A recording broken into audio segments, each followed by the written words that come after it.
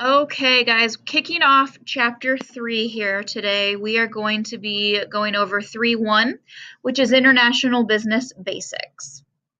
So, as you know, we do business with more than just business and people in our country. We do business with other countries and other nations.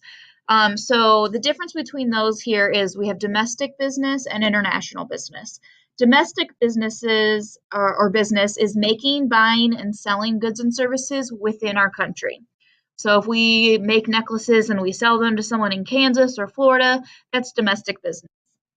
International business refers to business activities that is needed for when we create, ship, and sell goods and services across borders.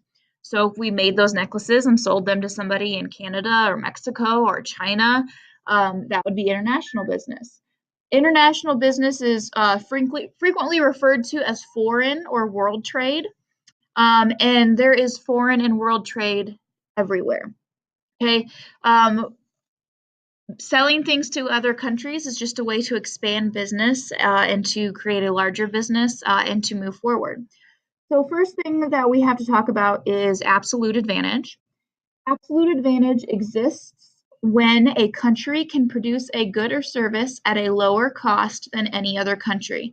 So sometimes some countries are just really good at being able to produce a product or a service because of where they're located or the resources that they have, and they can do so cheaply, and then they can ship it all over the world um, at a better rate than what if we were to do it ourselves.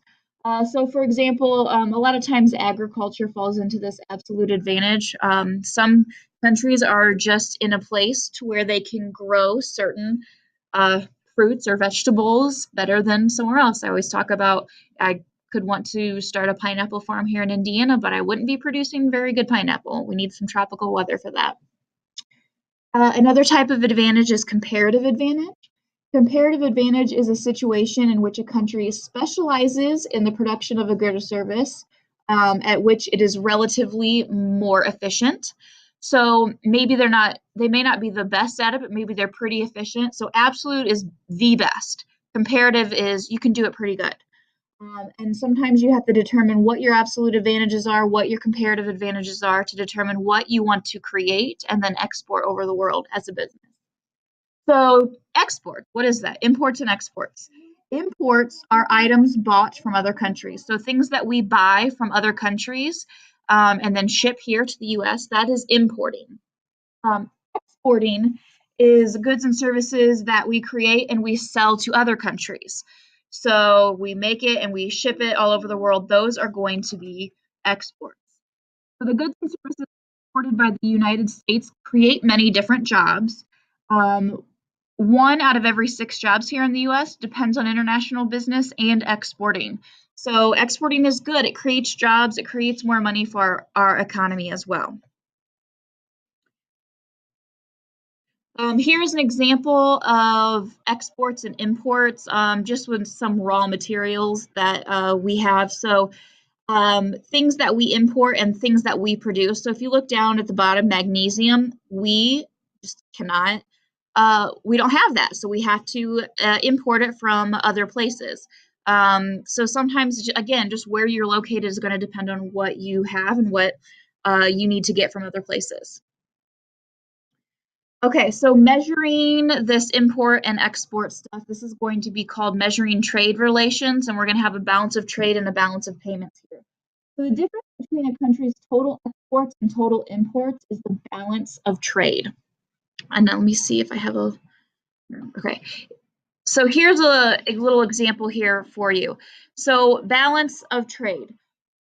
We want to have more exports than imports, meaning that we're bringing in more money than we're paying out to other countries. So if we have a favorable balance of trade, it means that we are exporting more than we are importing, meaning that we're relying less on other countries and doing a lot of our stuff ourselves. So favorable balance of trade is when exports are greater than imports.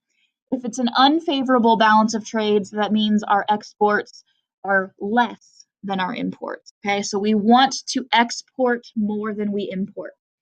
And the kind of the same situation here with balance of payment.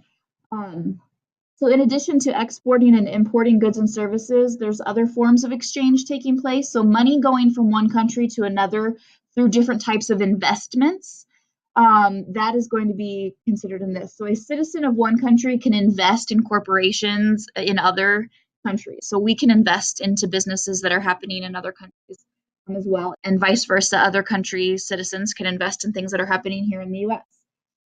So a business may invest in a factory in another country. Citizens and governments, they can all invest in different things. So a balance of payments is the difference between the amount of money that comes into our country through investments and the amount of money that goes out of our country through investments. So a positive or a favorable balance of payments occurs when a nation receives more money than it's paying out, and a negative balance of payments, or unfavorable, is when a country is sending out more money than it brings in. And along this way too, we have different types of currency and exchange rates, and I'm sure you've heard the term exchange rate here before.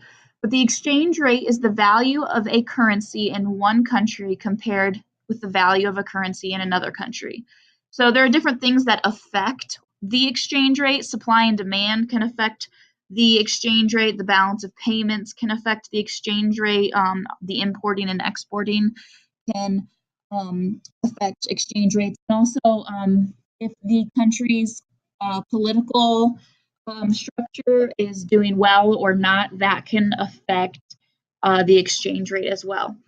So three main factors that affect currency exchange rates among countries is the balance of payments, economic conditions, and political stability. So balance of payments is when a country has a favorable balance of payments. That is going to be a good thing for a country. So if you have an unfavorable balance of payments, the value of your money is going to be going down. If you have a favorable balance of payments, it will go up.